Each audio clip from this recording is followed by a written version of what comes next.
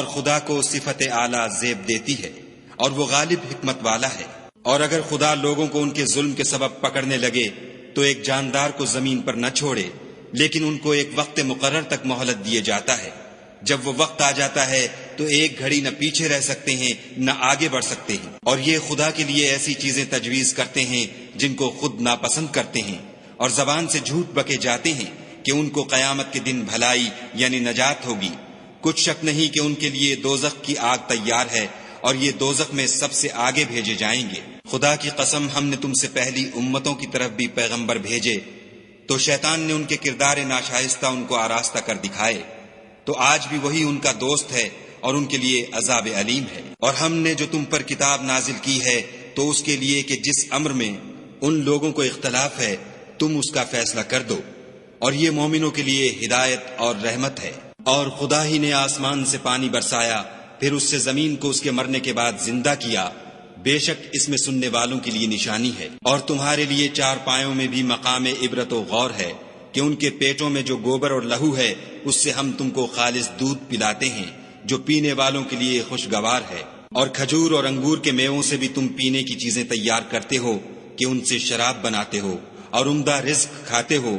جو لوگ سمجھ رکھتے ہیں ان کے لیے ان چیزوں میں قدرت خدا کی نشانی ہے۔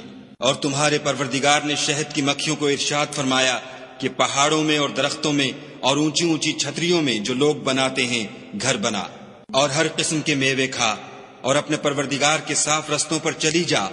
اس کے پیٹ سے پینے کی چیز نکلتی ہے جس کے مختلف رنگ ہوتے ہیں، اس میں لوگوں کے لیے کئی امراض کی شفا ہے، بے شک سوچنے والوں کے لیے اس میں بھی نشانی ہے۔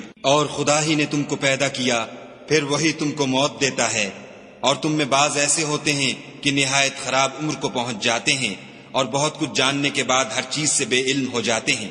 بے شک خدا سب کچھ جاننے والا اور قدرت والا ہے۔ اور خدا نے رزق و دولت میں بعض کو بعض پر فضیلت دی ہے، تو جن لوگوں کو فضیلت دی ہے وہ اپنا رزق اپنے مملوکوں کو تو دے ڈالنے والے ہیں نہیں کہ سب اس میں برابر ہو جائیں، تو کیا یہ لوگ نعمت الہی کے منکر ہیں؟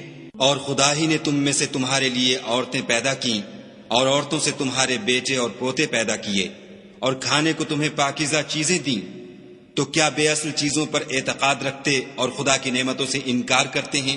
اور خدا کے سوا ایسوں کو پوچھتے ہیں جو ان کو آسمانوں اور زمین میں روزی دینے کا ذرا بھی اختیار نہیں رکھتے، اور نہ کسی اور طرح کا مقدور رکھتے ہیں۔ تو لوگوں، خدا کے بارے میں غلط مثالیں نہ بناؤ، صحیح مثالوں کا طریقہ خدا ہی جانتا ہے اور تم نہیں جانتے۔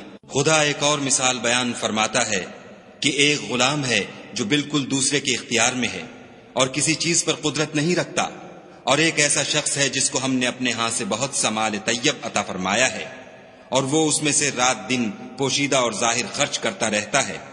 تو کیا یہ دونوں شخص برابر ہیں؟ ہرگز نہیں۔ الحمدللہ، لیکن ان میں سے اکثر لوگ نہیں سمجھ رکھتے۔ اور خدا ایک اور مثال بیان فرماتا ہے کہ دو آدمی ہیں، ایک ان میں سے گونگا اور دوسرے کی ملک ہے، بے اختیار و ناتواں کہ کسی چیز پر قدرت نہیں رکھتا، اور اپنے مالک کو دوبھر ہو رہا ہے۔ وہ جہاں اسے بھیجتا ہے خیر سے کبھی بھلائی نہیں لاتا۔ کیا ایسا گونگا بہرا اور وہ شخص جو سنتا بولتا اور لوگوں کو انصاف کرنے کا حکم دیتا ہے اور خود سیدھے رستے پر چل رہا ہے، دونوں برابر ہیں؟ اور آسمانوں اور زمین کا علم خدا ہی کو ہے، اور خدا کے نزدیک قیامت کا آنا یوں ہے جیسے آنکھ کا جھپکنا، بلکہ اس سے بھی جلد تر۔ کچھ شک نہیں کہ خدا ہر چیز پر قادر ہے۔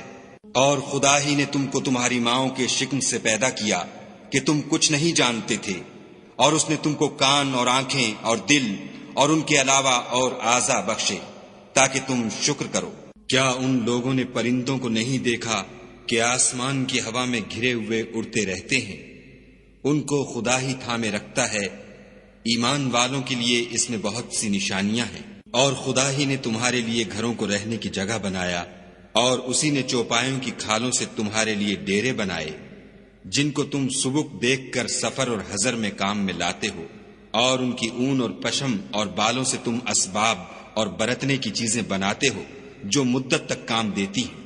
اور خدا ہی نے تمہارے آرام کے لیے اپنی پیدا کی ہوئی چیزوں کے سائے بنائے، اور پہاڑوں میں غاریں بنائیں، اور کرتے بنائے جو تم کو گرمی سے بچائیں، اور ایسے کرتے بھی جو تم کو اسلحہ جنگ کے ضرر سے محفوظ رکھیں۔